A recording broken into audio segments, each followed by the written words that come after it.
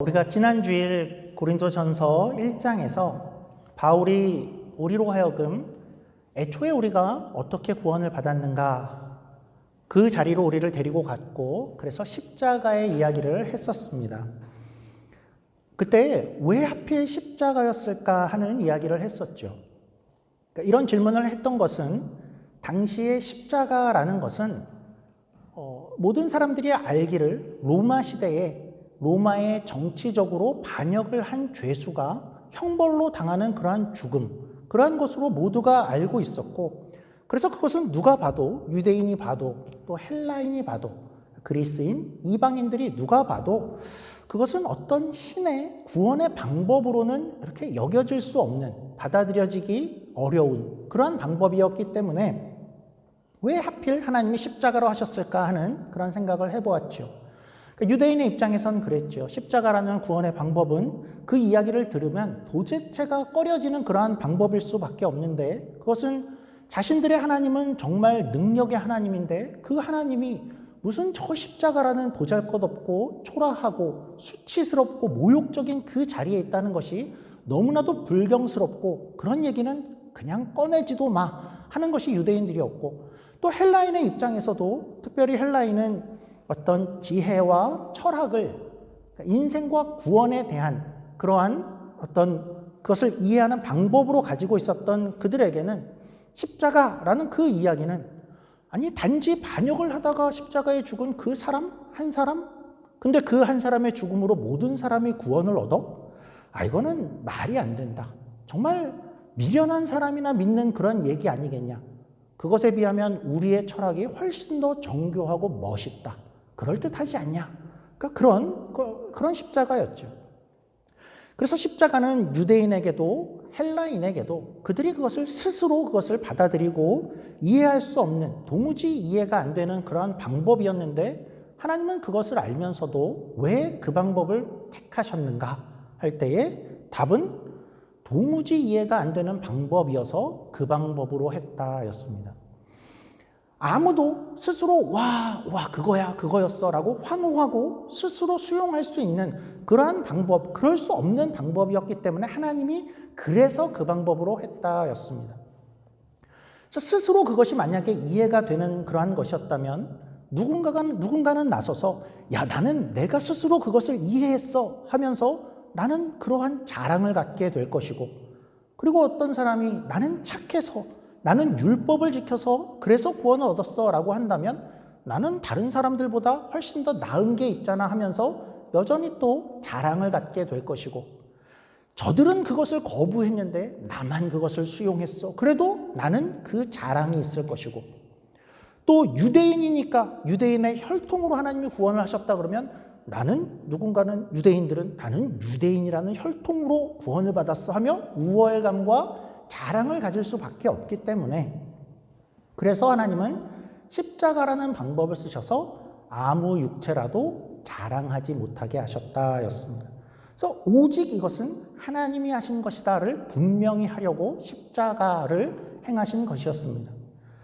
그래서 하나님은 우리가 그저 죄인이었을 때에, 이 말은 우리가 먼저 애타게 하나님을 찾거나 구하거나 하나님이 필요해요 하기 이전에, 우리는 아무것도 가진 것이 없을 때에, 그때 하나님이 먼저 아들을 보내시고 우리 죄를 위해서 십자가에서 죽게 하시고 그 방법을 통해서 우리를 구원하셨다이죠. 하나님이 먼저 찾아오시고 우리를 구원하셨고, 그것이 구원이고, 그래서 우리 모두가 여기 온 것이죠. 그래서 우리가 기독교를 이해하면 어떤 대답으로 가게 되어 있냐 하면, 기독교를 이해하게 되면 결국은 모두가 와, 이거는 은혜구나로 가게 되어 있습니다. 내가 이제 산 것이 내 힘으로나 내가 잘한 것이 있어서가 아니라면, 그러면 예수님으로만 내가 살았다면 이것은 정말 그냥 은혜구나라는 고백을 하게 되고, 이것이 바로 기독교의 진수의 그런 고백이 되는 것이죠. 그런데 바울이 왜 고린도전서, 그것도 시작하자마자 1장에서 갑자기 이렇게 십자가의 얘기와 구원의 이 얘기를 꺼냈는가 하는 것을 기억하는 것이 우리에게 중요하죠. 바울은 지금 야, 내가 구원론 강의를 좀 해야겠어. 십자가 강의를 할 때야. 이래서 이 이야기를 시작한 것이 아니라 너희 안에 있는 문제 때문이었죠.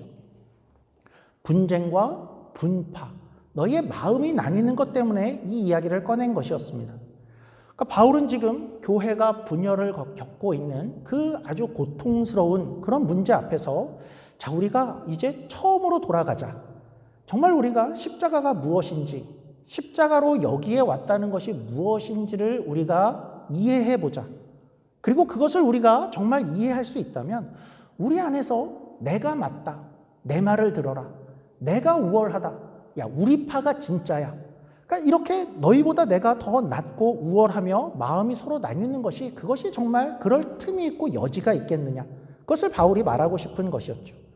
은혜로만 왔고 내가 뭘 가지고 여기에 온 것이 아니고 그저 내가 살게 되었다면 그 다음부터 우리가 이럴 수는 없지 않냐 하는 것이 바울의 이야기인 것입니다.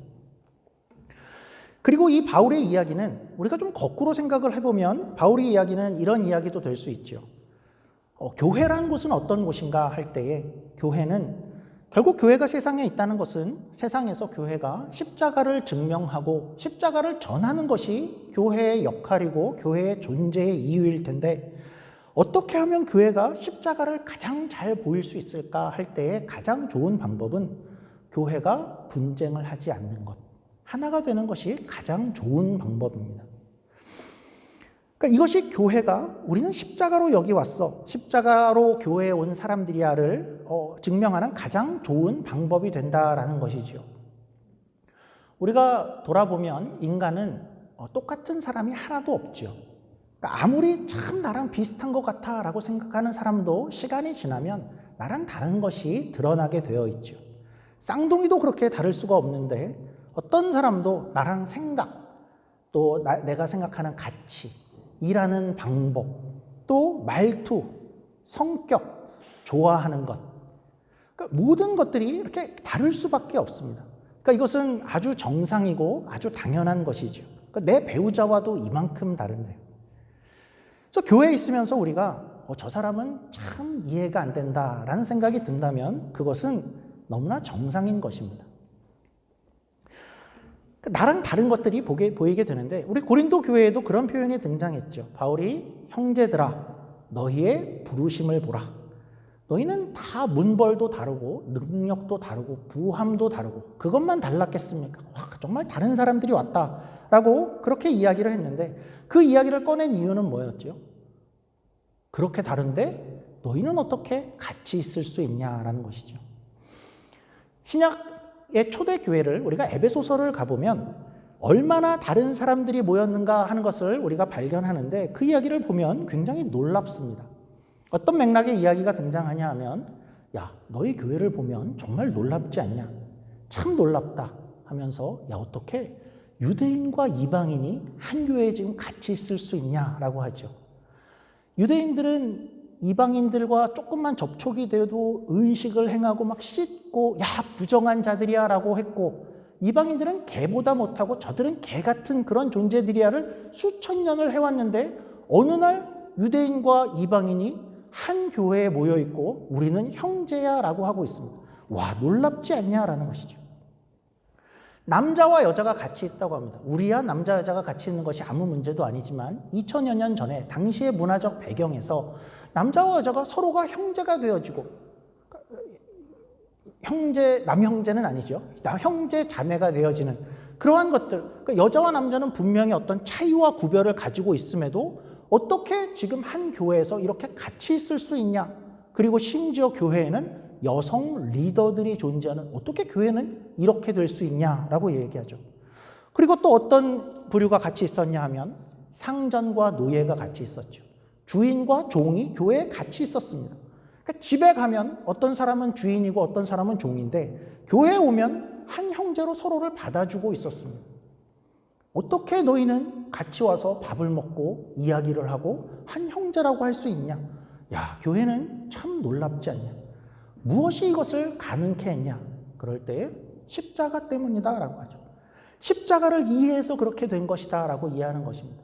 내가 만약에 상전이어서 여기 올 수 있었고 너는 유대인이어서 여기 올 수 있었어 라고 생각을 한다면 우리는 같이 있을 수 없는데, 우리는 다 똑같이 그것이 아니라 그냥 예수님 때문에 십자가로 여기 왔어. 그래서 우리는 형제야 라고 같이 있게 되었다라는 얘기를 하죠. 아무리 현대교회가 서로를 보면서 다르다 하더라도 신약교회의 사람들 눈에는 그건 현대교회는 니는 다 쌍둥이 같아 할 정도로 우리의 차이는 아무것도 아니다라는 것이죠. 그리고 이렇게 교회에 모였는데 에베소서에서 그렇게 모였어? 그럼 너희가 이제 어떻게 해야 되는지 알아? 라고 하면서 이야기하는 것이 이것이죠. 너희를 하나 되게 했는데 너희가 하나 되게 하신 것을 힘써 지켜라 라고 이야기를 합니다. 그러니까 주의할 것은 이런 거죠. 너희가 이제부터 하나가 돼야 돼 라는 것은 아니죠. 하나가 되는 것은 이미 하나님이 예수님으로 인해서 하나가 되게 만들어 놨고, 너희가 이제부터 할 일은 너희가 하나 된 것을 힘써 지켜라 라고 이야기를 하는 것입니다. 또 예수님은 이런 말씀을 하셨죠. 너희가 서로 사랑하면 너희가 내 제자인 줄 알리라. 그러니까 세상이 너희가 어떻게 예수님 편이고 예수님의 제자인지를 알게 되는지 알아? 세상이 너희가 어떻게 예수님의 제자들이구나 라고 생각하게 되는 줄 알아? 그것은 너희가 이렇게 다른데도 너희가 그 안에서 서로 사랑하면, 그렇게 하나 되게 하신 것을 힘써 지키려고 안간 힘을 쓰는 그러한 모습 속에서 세상이 저들이 진짜구나, 저들이 예수님의 제자구나를 그때 알아보게 된다라고 말씀하시는 것입니다. 우리는 사실 많은 분들이 교회 안에서 더 많은 시간들을 보냈기 때문에 교회 밖에서 교회를 어떻게 보는지를 이렇게 잘 알아채기가 그렇게 쉽지는 않습니다. 이 시간에 우리가 최대한 상상력을 발휘해서 우리가 교회 밖에 있다고 상상을 해보면, 교회 밖에서 볼 때는 어떤 때 교회를 볼 때에 참 대단한 것 같다, 교회는 참 좋아 보여, 교회는 멋있다, 이런 생각이 들까요? 교회에 있는 사람들은 늘 어떤 노력을 많이 하냐 하면 이 교회를 어떻게 더 힘있게 할 것인가, 더 많은 프로그램을 만들고 멋있는 조직으로 만들어 갈 것인가에 많은 관심을 갖지만, 세상 쪽에서 보면 그럴 때 저 교회 건물 좀 봐, 저 교회는 정말 멋있나 봐, 이런 생각을 하게 될까요? 그렇지 않죠. 늘 자명한 것은 교회를 보면서 세상이 멋있다, 저 교회는 참 부러워, 가고 싶은 마음이 생기는데 할 때는 너무나 자명한 것이 이럴 때이죠. 저 교회 교인들은 어떻게 저렇게 서로를 향해서 애틋할까? 어떻게 저들은 저렇게 마음을 터놓는 친구가 되어 있을까? 어떻게 저들은 저들끼리 저렇게 돕고 살까? 그러니까 그럴 때에 교회를 다시 보게 되고, 교회는 다른 곳이구나 하고 그런 질문을 이제 던지게 되죠. 교회는 어떻게 그럴 수 있습니까? 할 때에 우리는 여기에 은혜로 와서, 십자가로 와서 이렇게 사는 것입니다 라고 교회가 십자가를 증명할 수 있게 되는 것이죠. 오늘 우리 2장 말씀, 우리 함께 읽은 본문도 시작을 십자가가 핵심이다 라고 시작을 하는 것입니다. 우리 본문 1절과 2절 말씀 제가 한번 봉독해 드리겠습니다. 한번 성경을 보시면 1절과 2절입니다. 형제들아, 내가 너희에게 나아가 하나님의 증거를 전할 때에 말과 지혜의 아름다운 것으로 아니하였나니, 내가 너희 중에서 예수 그리스도와 그가 십자가에 못 박히신 것 외에는 아무것도 알지 아니하기로 작정하였습니다. 그래서 내가 너희에게 나아가서 하나님의 증거를 전할 때 말과 지혜의 아름다운 것으로 안 했다라고 하죠. 말과 지혜의 아름다움으로 안 했다라는 것은 어떤 뜻이죠? 이건 바울이 이렇게 했다라는 뜻일까요? 나는 이제 와서 고백하는데 말이지, 나는 솔직히 하나님의 그 증거를 할 때 솔직히 말해서 사실은 대강 말했어. 열심히 안 했어. 굳이 말을 그렇게 잘하려고 막 지혜롭게 얘기하려고 노력 그렇게까지는 안 했어. 이런 뜻인가요? 오늘날의 설교자들이 이 바울의 이야기를 듣는다면, 굳이 설교를 준비하는데 그렇게까지 말을 잘하려고 설교 준비하는데 예화, 순서, 논리 그런 걸 정하느라고 한 주일에 20시간씩 그렇게 노력할 필요는 없는 거구나, 바울도 그렇게 안 했어, 그런 뜻일까요? 그냥 대강 하면 하나님이 그때 일을 하시는 거야, 이렇게 이해할 수 있을까요? 전혀 그렇지 않습니다. 우리가 어떻게 알 수 있냐 하면, 이렇게 말을 한 바울이 이렇게 말을 해놓고 어떻게 했는가 하고 살펴보면, 바울은 이렇게 말을 해놓고 자기는 설교를 아주 정교하고 논리적으로 그렇게 열심히 합니다. 그리고 심지어는 당시 헬라의 수사학, 헬라에 자주 쓰는 그런 단어들, 그리고 과장법, 비유, 예화, 이런 것들을 바울은 아주 풍성하게 필요할 때마다 가져다가 쓰지요. 좀 이상한가요? 바울이 뭘 말하는 거였죠? 나는 이렇게 나는 열심히 그리고 내 최선을 다해서 설명을 하고 있어.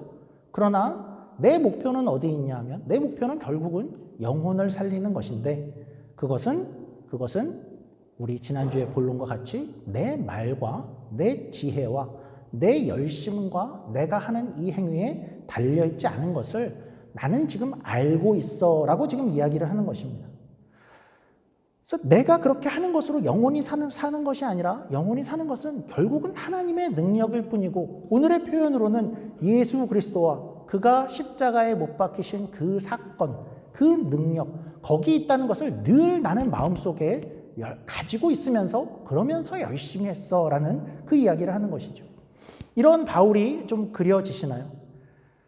전할 때마다 하나님의 능력이 그 자리에 나타나기를 간절히 바라면서 그것만이 이 영혼을 살릴 수 있어 라는 것을 믿고 있으면서 그러면서 자기의 최선을 다하고 있는 것이죠. 최선을 다하면서 그러나 이것은 내 능력으로 되는 것이 아니라 이때 하나님이 일하셔야만 한다 하는 것을 기대하는 바울의 모습이죠. 우리가 이것과 비슷한 모습을 지난주에도 우리가 살폈었죠. 전도에 미련한 것 이야기를 했죠. 전도는 미련한 것이라고 바울이 그렇게 이야기를 해놓고 평생 미련하다 이야기한 전도를 하러 평생을 열심히 돌아다니는 그 바울을 우리가 생각했었죠. 뭐였죠? 전도 자체는 사람을 살리는 데에는 그것은 미련할 수밖에 없다. 어떤 사람이 말을 해서 예를 들면 마른 뼈가 생기를 얻고 살을 얻어서 그게 살아날 수 있는 그러한 능력은 그 말 자체에는 전도라는 자체에는 없다. 그런 면에서 미련한 것인데 바울은 왜 그렇게 열심히 했냐면 그 구절 뒤에 이런 구절이 있습니다.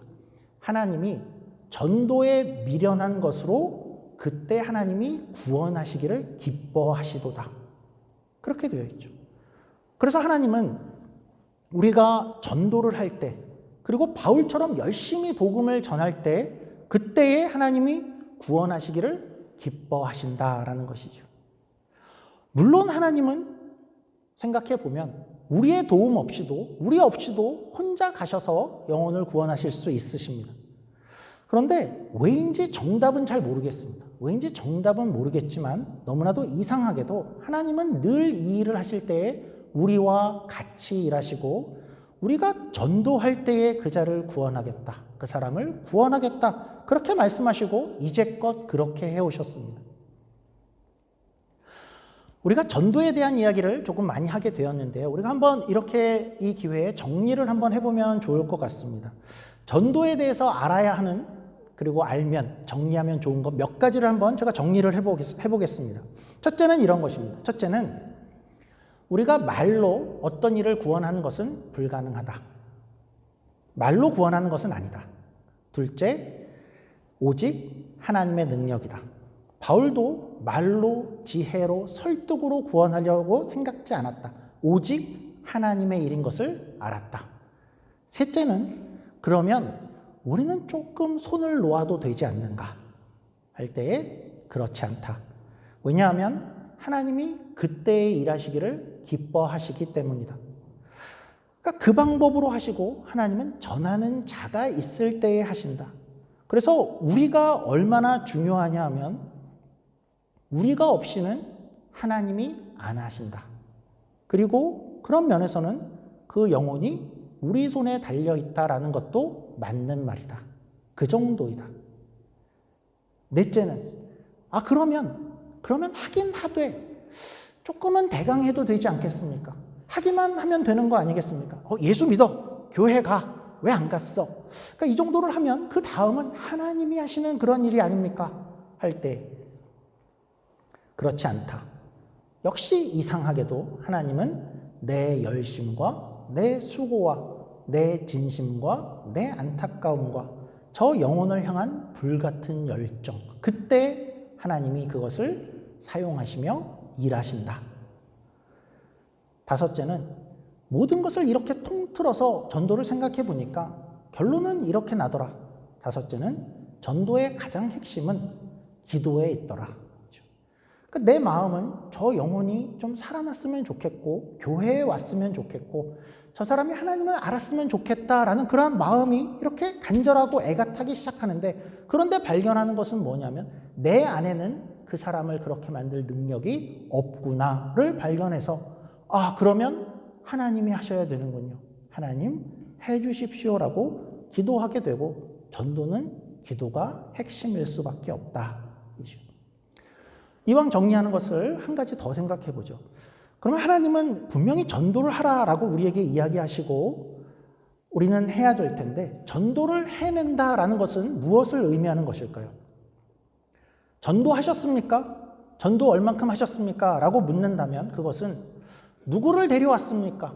몇 명을 데려왔습니까? 이것을 묻는 질문인가? 전도하십니까? 라는 것은 무슨 뜻일까? 우리가 엄밀하게 생각하면 우리의 역할은 열심히 기도하고 열심히 가서 전하고 열심히 가서 밥을 사주고 열심히 가서 교회 공동체가 이렇게 아름답다 하는 것을 삶으로 보여주고 열심히 가서 그에게 우리 교회 좋아 라고 얘기하는 것, 여기까지가 사실 우리의 역할입니다. 그 이유는 하나님께 달려있죠. 그래서 사실은 힘이 들지만 실망하지 않을 수도 있는 것입니다. 그래서 우리가 스스로 나는 전도하고 있는가라고 자신에게 묻는다면 하나님은 분명히 지상명령으로 말씀하시고 이것은 분명히 하나님께서 우리에게 원하시는 것인데, 이것은 무엇을 뜻하냐 할 때 내가 만약 어떤 일을 생각하고 있다면, 어떤 일을 위해서 기도하고 있다면, 그리고 기회가 있을 때 가서 이야기하려고 틈을 보고 있고 우리 교회의 모습을 보여주려고 하고 있다면, 하나님에 대한 이야기를 꺼내고자 하고 그리고 이야기할 수 있다면, 그러면 하나님은 전도를 열심히 하고 있구나라고 바라보실 것이 틀림이 없습니다. 그러니까 설사 안타깝게 우리가 직접 그가 교회에 오는 것이나 그가 신자가 되는 모습을 우리가 혹시 못 보더라도 어쩌면 그것은 지금은 하나님의 때가, 그를 향한 하나님의 때가 아닐 수도 있고, 어쩌면 수많은 발걸음이 그에게 필요할 때 우리는 한 걸음 정도를 이끈 것일 수도 있고, 그러나 중요한 것은, 늘 우리에게 중요한 것은 이러한 마음과 이러한 생각과 이러한 영혼을 향한 생각들이 우리에게 있는가 하는 것은 너무나도 중요하다라는 것이죠. 이런 이야기를 이렇게 드리는 것은 이러기 쉽기 때문이죠. 왜냐하면 우리는 전도를 누군가를 데려와야 해라는 것을 가지고 있으면 그것이 잘 안 되면 실망하고 아예 손을 놓기가 쉽기 때문이죠. 저는 전도를 못하고 있어요 라는 것이, 그러니까 우리가 어떤 결과를 끝까지 책임져야 하는 것을 우리가 갖고 있는 것, 그것은 사실 우리의 역할 이후고, 우리에게 필요한 것, 하나님이 전도에 대한 우리의 마음과 자세를 묻는 것은 우리가 어떻게 영혼들을 바라보고 어떤 마음으로 살고 있는가 하는 것을 우리에게 요구하고 있다라는 것을 그렇게 생각하면 그것이 성경적이다라는 것이죠. 우리가 이제 다시 한번 바울로 좀 돌아가서 마지막으로 한 부분을 좀 생각해보고 오늘 말씀을 마치려고 합니다. 그러니까 바울은 전도하고 또 선교하고 이렇게 사역을 열심히 한 것 같은데 어떤 마음을 가지고 사역했을까 하는 것을 좀 생각해 보려고 합니다. 특별히 다른 곳에서 말고 우리가 지금 고린도 전서를 하고 있으니까 바울이 고린도에 있었을 때 바울은 어떤 생각과 마음으로 사역을 했을까 하는 것을 우리가 한번 찾아보려고 합니다. 지금은 멀리서 편지를 쓰고 있고 과거에 바울은 고린도에 실제 있었는데 그때 무엇이 고린도에서 바울로 하여금 이렇게 전도하도록 사역하도록 했을까 하는 것인데, 우선 오늘 본문에서 한번 이 말씀을 한번 좀 찾아보죠. 바울은 이렇게 얘기하죠. 내가 그때 고린도에 있었을 때 내가 어땠어? 라는 것을 이렇게 이야기합니다. 오늘 말씀 3절 말씀입니다. 3절 이렇게 말씀합니다. 내가 너희 가운데 거할 때에 약하고 두려워하고 심히 떨었노라. 조금은 의외일 수도 있죠. 바울은 내가 너희 가운데 있을 때, 내가 너희 그 고린도에 그때 있었을 때에 약하고 두려워하고 심히 떨었다라고 이야기합니다. 무슨 일이 있었을까요? 우리가 이 이야기를 사도행전 18장에 가면 사도행전 18장에 고린도에 있었던 고린도에서 바울에 있었던 그 기록들이 기록이 되어 있습니다. 사도행전 18장에는 이런 내용들이 기록이 되어 있죠.